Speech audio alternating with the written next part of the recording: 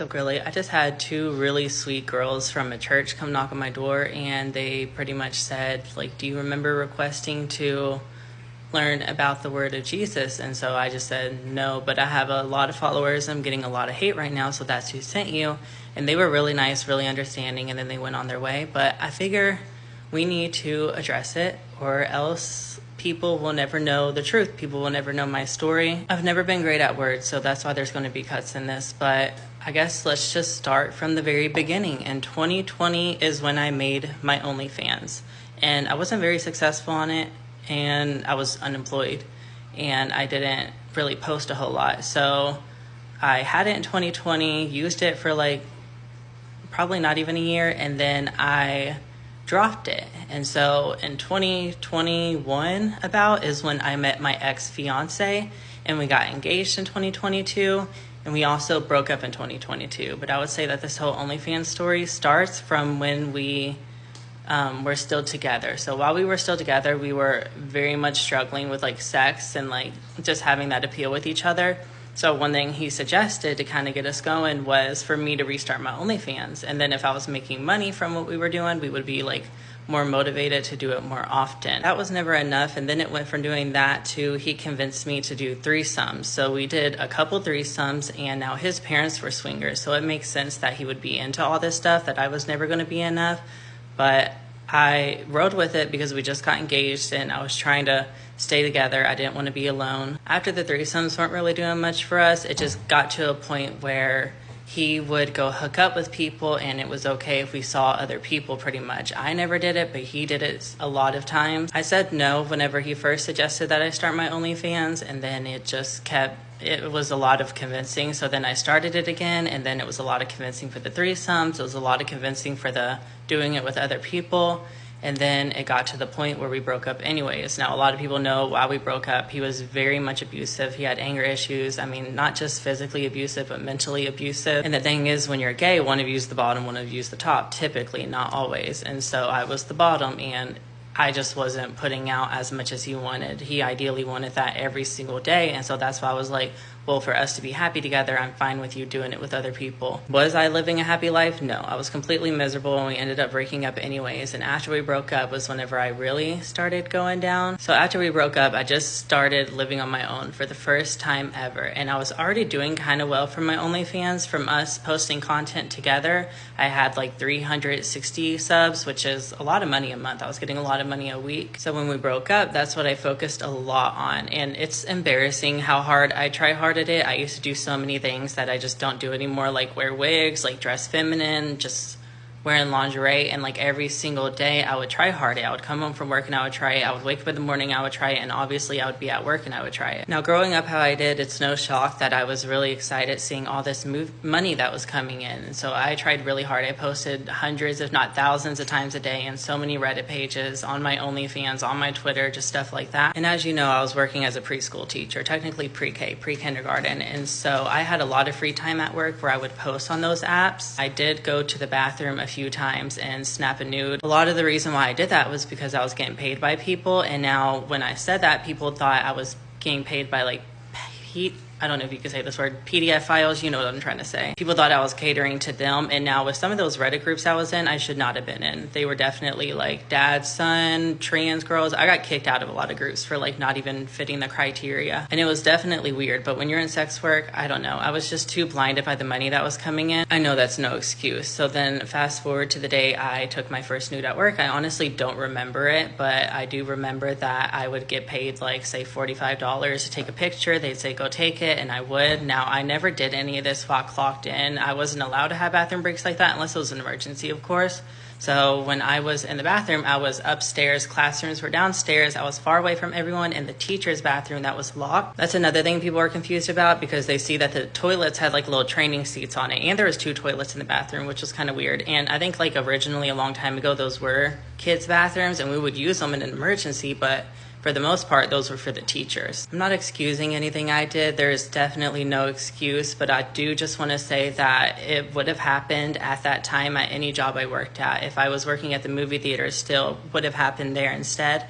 It just so happened to be at the daycare, which makes everything so much more worse. I didn't even fully remember anything until people went on my OnlyFans and they found it for me. And a lot of people are saying that I'm still getting paid for those posts, or that they're still up, but they're not. I took those down already. And if you go to my OnlyFans, you'll see I have thousands and thousands and thousands of posts. And I scrolled so far, as much as I could, to find them all. And it was probably like 4 or 5 different posts. There's no reason or excuse I shouldn't have waited till I got home. I guess I was just too focused on the money. And at that time, I hadn't started my social media career, or maybe I just started it, but I was really focused on the success I was getting on OnlyFans and all the money I was earning, and I used that money to start my shopping vlogs, and that's how I got started on social media full time. But I didn't become full time overnight. It took me over a year to start accumulating money like that, and then to start being successful on social media. Should I have done it? No. It was gross. It doesn't excuse anything, but at the same time, I hate when people call me names when I know it's not true, or people assume that I was doing stuff that I wasn't doing just because it was at a daycare.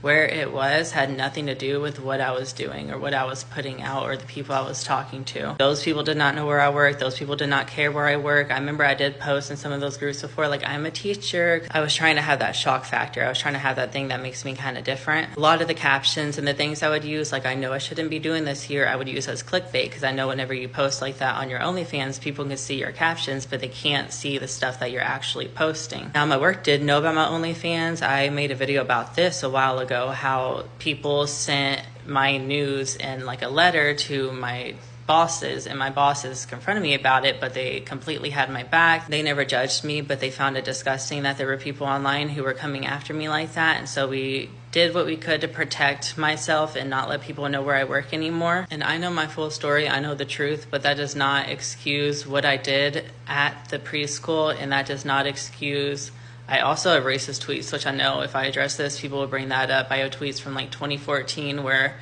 I said the most insane things. I said things about animals I shouldn't have said, like abusive, not sexual.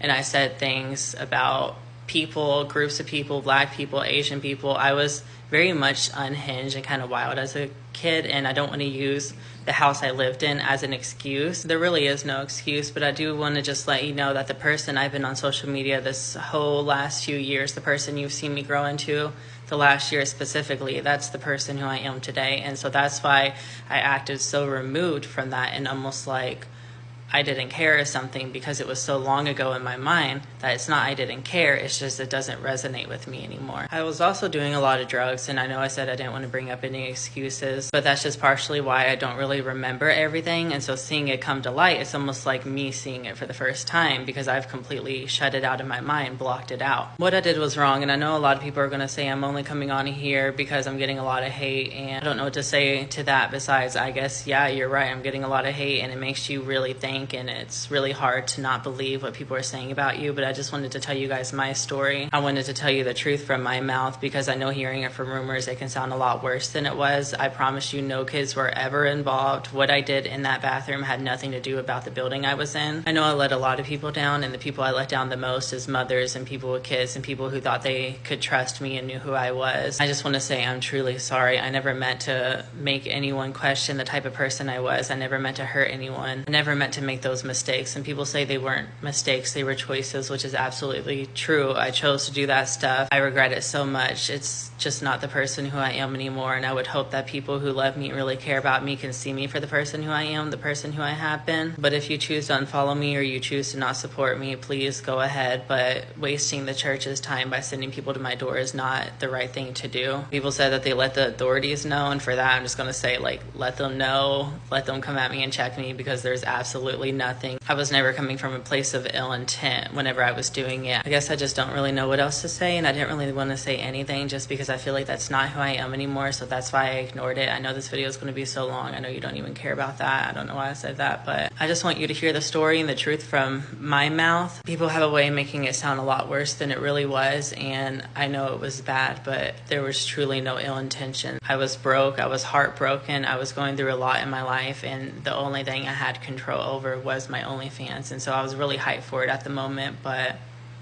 when I joined social media, I realized that's where my focus was at, and that's what I wanted to do with the rest of my life. And, well, maybe not the rest of my life, but what I wanted to do full time while I could. I know there's people who are still going to hate me. I know there's people who are never going to believe me no matter what, and I just wanted to come on here and tell my truth. I've never told the full story about how I began, so hopefully this gives you some insight. And whether you choose to support me or not is completely up to you. It's just I wanted to tell my truth because I feel like a lot of people are trying to tell it for me. This is the last time I'll ever talk about this, and then I will just be moving on. If you can't move on, I totally get it. Block me, unfollow me, do what you have to do. But I know who I am now, and I know that I'm not that person that I used to be. I don't do those type of things that I used to do. It sucks. It took the whole internet hating me for me to be able to come out and admit it, but it's impossible for me to pretend it didn't happen, even though I was so far removed from it. But I just wanted to let you guys know my truth. I love you guys who have been supporting me so much. Thank you everyone who's reached out to me, and I just want to say I'm sorry to everyone I disappointed.